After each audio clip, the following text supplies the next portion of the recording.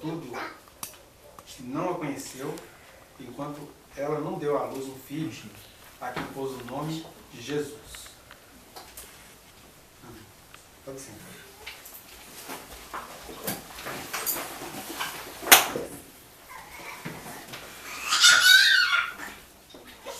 O texto é curto e grosso e traz um monte de verdades embutidas, né? Mas o texto diz que o José não conheceu Maria enquanto ela não teve um filho a quem ele pôs o nome de Jesus. Primeira coisa, né, que com esse texto, que está em todas as Bíblias dos cristãos, sejam ortodoxos, católicos, protestantes, seja lá o que forem, o texto está dizendo uma coisa reticente aí, mas ele está dizendo que José só conheceu Maria depois que ela teve um filho a quem eles colocaram o nome de Jesus. Ou seja, esse versículo já derruba a história da Virgem Maria. Virgem Maria. Vixe Maria para Virgem Maria. Não tem Virgem Maria. Por que a gente precisa entender isso? Não é por mera implicância anticatólica. A gente precisa entender isso porque Maria é um ser agraciado para ser a mãe do Salvador, como nós somos agraciados para sermos salvos pelo Salvador. Não tem nada de especial nela, como também não tem nada de especial na gente, como não tem nada de especial em ninguém nesse sentido. O que tem de especial é que todos nós somos alcançados pelo amor de Deus, pela graça de Deus, pela bondade do Senhor. Então, quando a gente começa a entender isso, acabam-se, né, as idolatrias, aquelas histórias de que ela tem que ser reverenciada porque ela é a mãe de Deus. A gente precisa respeitar as tradições religiosas, como outras tradições que a gente acha absurdas, precisam ser respeitadas. Mas como a gente está aqui tentando não ficar falando de religião, a gente já exercendo uma autocrítica também se sente livre para dizer que de fato vixe Maria para a Virgem Maria. Não existe a Virgem Maria. As pessoas até vêm para uma outra vertente, mas esse negócio das pessoas terem um Deus com essa figura masculina, tem que ter uma figura feminina para fazer o contraponto. Mas não é essa a questão que está colocada. Jesus não veio aqui porque ele é homem. Ele se fez ser humano numa cultura onde eles conseguiriam entender essa figura masculina. Só por isso. Né? Mas Jesus é Salvador, ele não é masculino, não é feminino. Ele é eterno. Encarnou em forma de homem, porque sendo um homem ele já não foi ouvido por aquela cultura. Imagina se ele não fosse homem. Agora, isso não desqualifica o amor de Deus pela feminilidade. Não precisamos criar uma figura feminina que dê um tom menos macho para o Deus do universo. Não é essa a questão.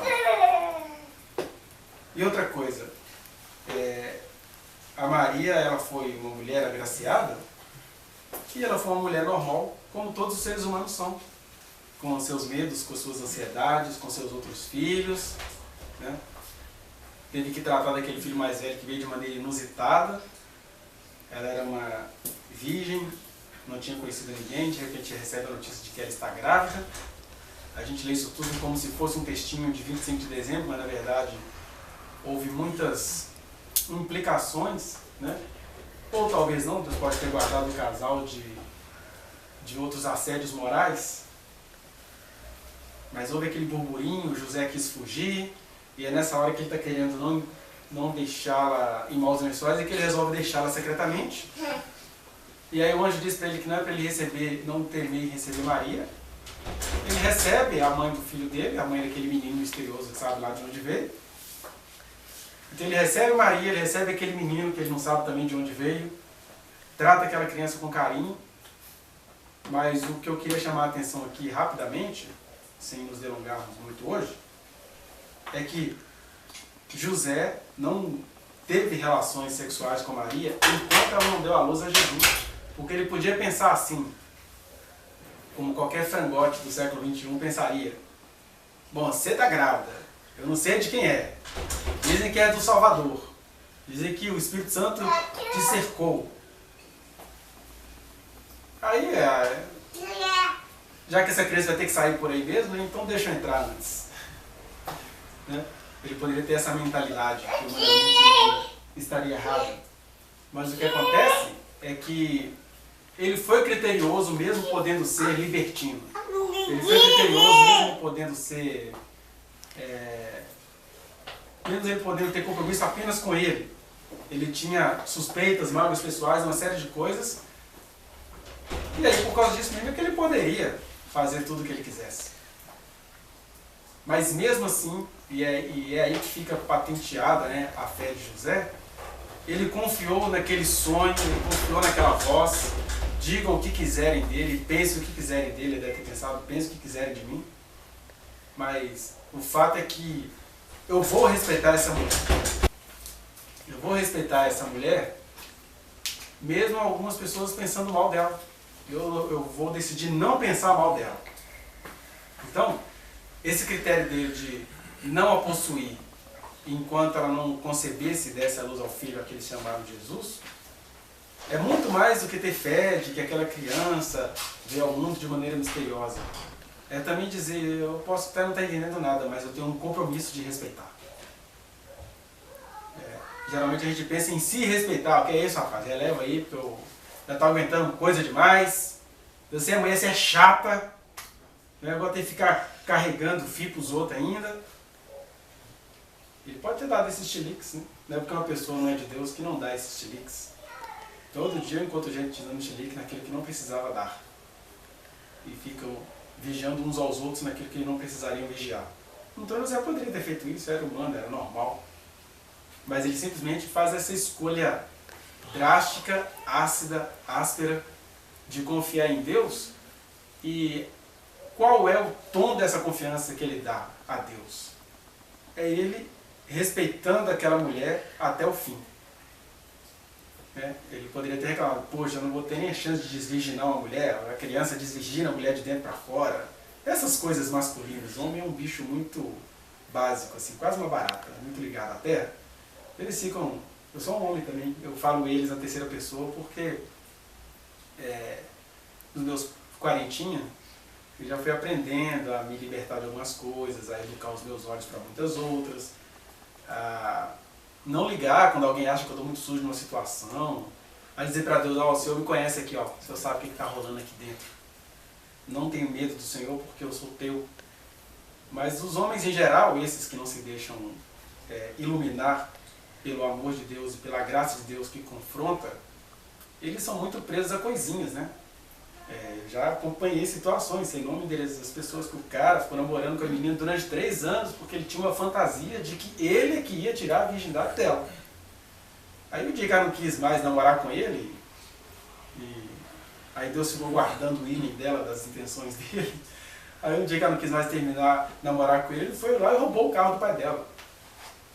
Isso foi o que apareceu para o público, mas o que eu sabia no íntimo é que ele tinha aquele ódio todo, porque eu não tiro a virgindade, não, então arranco o carro do seu pai. Você vê o nível de loucura de um cara desse. Mas isso é a loucura que a gente conhece, há muito mais coisas assim, escondidas nas intenções, né? Um cara se acha cheio de razão, vai lá e faz isso mesmo. Coisas assim, absurdas que a gente vai acompanhando no dia a dia. Por exemplo, você já tem todas as aberrações da sexualidade presente no nosso dia a dia, e você começa a ouvir histórias, você começa até a presenciar situações onde o cara ele não está com uma mera curiosidade sexual, ele está com um compromisso de desqualificar aquela pessoa. Eu não consigo entender, né? Igual de vez em quando sabe umas reportagens assim, eu sou homem, mas eu não consigo entender mais isso. Então pode me chamar de bicha. Se homem é isso, eu não sou homem. Que é o cara entrar no ônibus, render todo mundo, colocar o passageiro pendurado na roleta, estuprá-lo. Como é que o cara consegue ficar de pinto duro numa situação dessa? Vamos falar bem as claras assim, como homem. Como é que o cara consegue ter ereção num ônibus sendo assaltado com uma mulher que ele não conhece, em situação horrível? Ele consegue fazer isso. Aí eu, tá vendo? Por isso tem que pegar e esquartejar. Eu também não consigo entender como é que outros seres humanos conseguem pegar um outro ser humano que foi estuprado, está todo ensanguentado, todo inflamado, e aqueles 5 homens se juntam e têm ereção e pegam o cara de jeito. Se isso é homem, eu sou a bicha mais orgulhosa do mundo e vou na marcha gay esse ano. Porque se isso é homem, eu não estou interessado em ser homem. Né? Mas o que eu estou dizendo é que os caras são presos nisso aí. E o José poderia se prender nessas picuinhas. Pô, velho, eu não vou nem poder tirar o selim. Vai ser esse tal de Jesus aí que vai sair de dentro para fora tirando, que os caras ficam assim, noiados com esses negócios. De querer tirar o selim. Né? São verdadeiras obsessões com cara de macheza. Aí eu estava dizendo, né? Que a pessoa acaba tendo aquele compromisso de zombar da outra, assim, descaradamente. Onde, na verdade, numa situação dessa, a última coisa que existe é um interesse sexual, existe um interesse em diminuir a pessoa. Aí José vai e se livra dessas coisas. É claro que numa situação dessa, o diabo entra como parceiro, lógico. Mas ele só entra como parceiro aí porque o ser de quem ele está sendo parceiro tem um coração muito propenso a essas coisas. Do coração do homem que surgem essas loucuras, mas do coração do homem que anda com Jesus, que conhece os seus desígnios, essas coisas deveriam vir sendo queimadas todos os dias. Afinal de contas, ser batizado com o Espírito Santo é isso. É ser batizado com o fogo do Espírito que vai te purificando todos os dias dessas picuinhas das quais José foi liberto. Então ele olha para aquela mulher que engravidou não sei como, deixa para ela todas as suas razões masculinas que ele aprendeu culturalmente e não a conhece enquanto aquele menino a quem eles colocaram o nome de Jesus não havia nascido. Depois disso, Maria, agora vamos para a brincadeira, agora estamos livres. Agora o que a gente precisa aprender neste pequeno trecho é que a gente precisa ter critérios, né? A gente precisa ter critérios como Jesus teve, de se preservar quando a gente precisa se preservar, de se estragar quando a gente precisa se estragar. A gente precisa ter critérios de se arriscar quando a gente precisa se arriscar. A gente precisa ter o critério de ser sincero naquilo que a gente tem de ser, para confiar que o Senhor nos socorre. Porque quando eu digo que o José tratou bem a mulher dele, não quer dizer que ele não teve aflições, ele teve. O texto deixa bem claro que ele foi dormir e sonhou. E aí algum intérprete machista fala assim, José, que anjo falou com você, só? Você é chifrudo mesmo, filho. Sua mulher está grávida. Você sabe de onde é. Isso se ele compartilhou isso com alguém, né? Que essas coisas devem ter sido compartilhadas ali no boca a boca. Depois que Jesus nasceu, devem ter contado isso para Jesus deve ter contado isso para os discípulos. Não deve ter sido uma coisa que vazou assim. Porque, de fato, ninguém entenderia isso. A menos que há coisas que a Bíblia não relata, e eu creio também nessa possibilidade, que Deus diz, não pode contar para fulano e ciclano que eles vão entender. Né? Eu já vi situações assim, meio escandalosas como essas, que se a gente fosse contar, eu ia assim, aqui, gente, isso não é Deus. Deus não faz isso não. Os caras começam a ouvir 3 primeiras frases. Não, Deus não faz isso não. Deus não faz isso não. Mas ela está grávida, ela está virgem, e é grávida. Ó, meu filho, eu nasci ontem não. Eu nasci há 10 mil anos atrás. Todo mundo vira diabo, né? Nasceu há 10 mil anos atrás e não tem nascido nada neste mundo que eu não saiba demais. Mas, apesar disso tudo, o homem teve as aflições dele, foi dormir com as aflições, o anjo aparece e só depois é que ele vai comprovando que foi um anjo que apareceu no sonho. Se ele ficasse só com o sonho, qualquer um de nós aqui com a nossa ciencinha ocidental já ia dar logo uma interpretação psicanalítica de botequim para dizer que José sonhou de acordo com o seu próprio chifre. Mas se ele ouviu o sonho, depois ele teve um outro sonho, depois ele tem um outro sonho, vai para o Egito que estão procurando a criança para matar. Depois ele tem outro sonho, volta para Israel, porque quem queria matar a criança já está morto. E ele tinha que ouvir a voz de Deus em sonhos. Então o cara teve que ouvir a voz de Deus por um meio sutil, teve que assumir uma mulher por uma gravidez sutil, teve que matar a sua machezinha, não é nem macheza. Que aí ele encontrou a macheza que foi essa, olha, eu sou homem, tenho que arcar com os mistérios, tenho que aguentar as consequências. Mas a sua machezinha ele teve que matar, que é acolher aquela mulher, andar com ela no chamado pré-natal, que nem existia na época, né? Ele teve que aguentar lá nas suas canseiras, no seu enfado, teve que aguentar a falta de sorte, né? De ir numa cidade, procurar a pousada que a mulher estava dando à luz, e de repente o filho tem que nascer na manjedoura, olha que cara de azar. Se a gente pegasse essas coisas todas do próprio nascimento de Jesus, a gente já parava com esperanças que nos agradam. Porque a esperança que nos agrada só vai vir depois da manjedoura. Vai vir depois daquela cena fedendo a bosta de boi. Você vai vir depois daquela cena de, poxa, meu filho de Deus, ele tem um caminho melhor, né? A primeira cama dele foi lugar de boi comer. Aí a gente começa a perder essas esperanças, e as outras esperanças,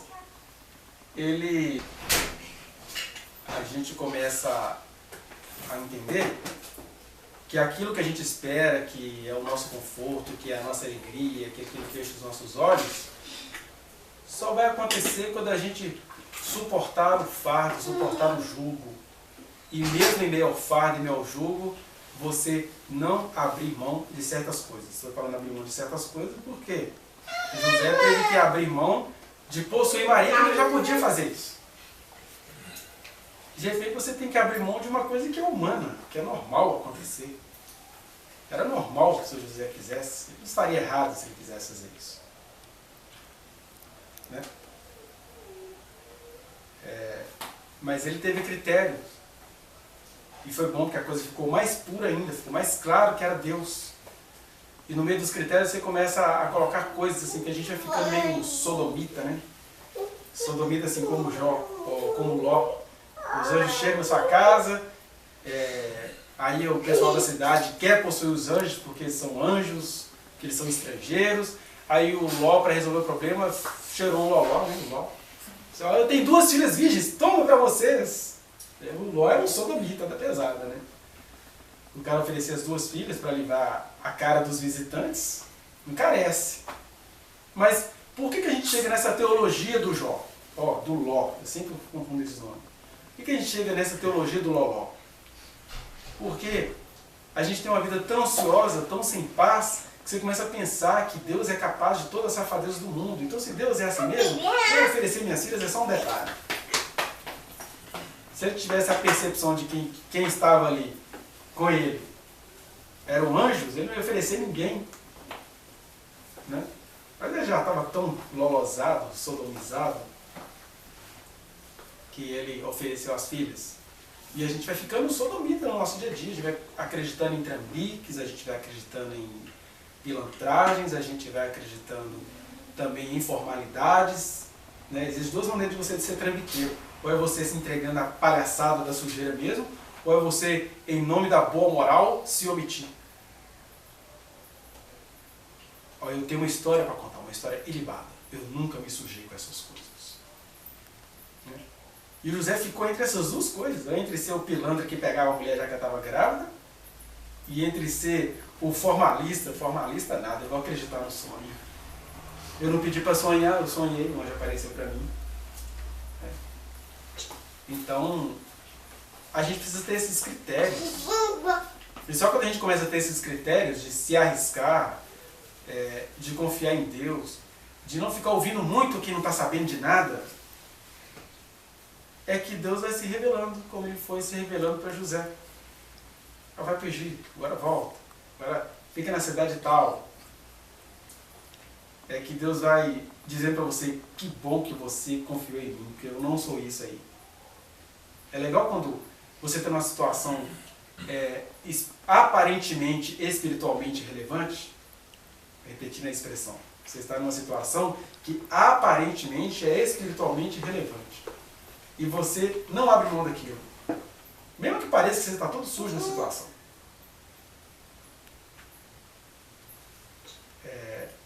Aí, de repente, você descobre que Deus estava fazendo assim com você o tempo inteiro. Você só descobre depois. Você até faz... Ufa! Vou até contar uma historinha simples para vocês aqui. Eu me lembro uma vez, quando eu estava no projeto social Bem Viver, que eu tinha ordens claras de Deus, né? Mas quando a gente ia da ordem de José do Egito, ordem de José, do marido de Maria, eu tinha recebido uma ordem clara de Deus para, independente do que acontecesse com aquele projeto lá, eu não saísse de lá, que eu ficasse lá. E ao mesmo tempo eu tinha que atender lá na Casa Amarela.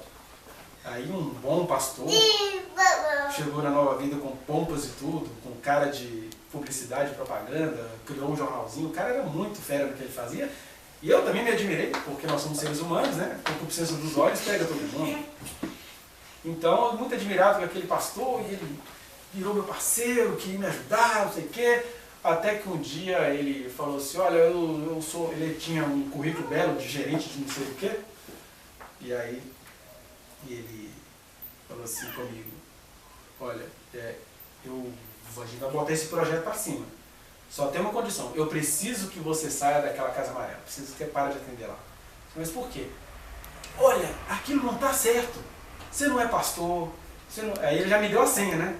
Você não é pastor, você não é nada. O que você está fazendo ali? Eu estou ali, nada. Eu fui na sala do pastor Divino conversar com ele, ele falou que no outro dia ele colocar na minha sala. Ele falou que ele colocar na sala dele, né? E aquilo ali era uma coisa que Deus já havia me falado alguns anos atrás. Se cumpriu e eu estou ali. E eu só saio dali agora quando Deus mandar. Aí ele, irmão, Deus não fala essas coisas. Como é que Deus falou isso com você? Eu falei assim, eu não vou te explicar como é que Deus falou não, mas Deus falou. Aí, não sei o quê, começou aquele debate sobre profecia, que ele não acredita em profecias faladas em primeira pessoa, porque a pessoa está cometendo uma blasfêmia, porque Deus não fala com a pessoa em primeira pessoa, porque a pessoa está se passando por Deus. Aí começou aquele negócio, eu fiquei ouvindo ele, e ele está assim, mas e aí? Você abre mão lá daquela Casa Amarela e eu vou arrumar tudo que eu puder aqui para esse projeto. Eu falei assim, olha, sobre essa questão aí, ninguém pode dizer nada sobre a minha vida, a não ser Deus mesmo e o pastor divino. Se o pastor divino falar assim, Leleca, amanhã eu não quero você aqui na Casa Amarela. Aí eu fico aqui só no projeto. Fora isso, aí ele, o irmão está desrespeitando a minha autoridade? Eu falei, não. Pelo contrário, eu só estou dizendo que neste quesito, que eu recebi instruções de Deus, eu só ouço a voz de Deus ou a do pastor divino. A sua não, mas nesse quesito, posso te ouvir, não? Eu não estou acreditando no que eu estou vendo, ele ficou ofendido porque eu estava desrespeitando a autoridade dele, e não sei o quê. Aí eu falei, olha, pastor fulano, eu te respeito muito, gosto muito de você aqui, queria que você continuasse mesmo, mas nesse quesito aí, se essa é a condição, não vai rolar. Aí ele pegou a mala dele e falou assim, você está falando sério? Porque eu vou te falar uma coisa, o pastor divino mandou eu vir aqui falar isso com você. Eu falei, ó, o pastor divino pode até ter mandado você vir aqui falar com você. Agora, se ele não falar comigo, daqui eu não saio. Aí, digamos assim, eu me sentindo muito esquisito, né? Fiquei chateado, porque, pô, o cara é gente boa, o cara é legal, o cara estava conseguindo coisas e tal. Ele levantou, pegou as coisas dele e foi embora. Foi embora e eu fiquei assim, perturbado. Perturbado, eu não entendi assim, por que esse cara? Eu quero ir embora por isso? Por um lugar que eu estava assumindo?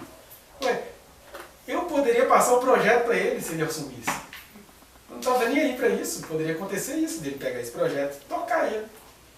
Mas ele, em nome de uma troca que eu não fiz, ou em nome de ter se sentido desobedecido, aí ele largou tudo. Eu não consigo entender o que é, mas eu acho que eu não agi errado não. Deixa pra lá. E aí foi embora. Foi embora, ele disse que ia esperar uns 3 dias, ele falar com o pastor que eu ia mais ajudar, mas ele falar o porquê, que ia me preservar. Eu falei, não, você pode falar pra ele por quê. Não, não. Não, eu vou preservar o irmão e tal. Aí depois eu recebi a palavra de Deus, né, de que o pastor até mentiu pra mim tudo, que o pastor não tinha mandado falar nada, e que aquele pastor era até um lobo, né? Aí alguns meses depois a igreja lá descobre que ele estava visitando os irmãos de dia, estava lá seduzindo as irmãs, uma lavanderia, blá blá. Mas o homem tinha uma aparência maravilhosa. Mas eu contei para vocês esse caso só para vocês perceberem que às vezes a gente está em situações tão sutis que você fica obrigado a fazer certas trocas. Se você não tiver um discernimento que o José teve, por exemplo, você faz a troca. Vai ficar glorificado pelos homens, mas perdeu o seu galardão. Então a pergunta hoje, para a gente encerrar, é essa. O que a gente está precisando? Em que a gente está precisando ser criterioso? Em que você acha que você está precisando se assumir como José teve de se assumir? José teve que assumir o fato de que ele era casado com Maria, mas ele precisava esperar um tempo para possuir, mesmo ele tendo o direito humano de fazer.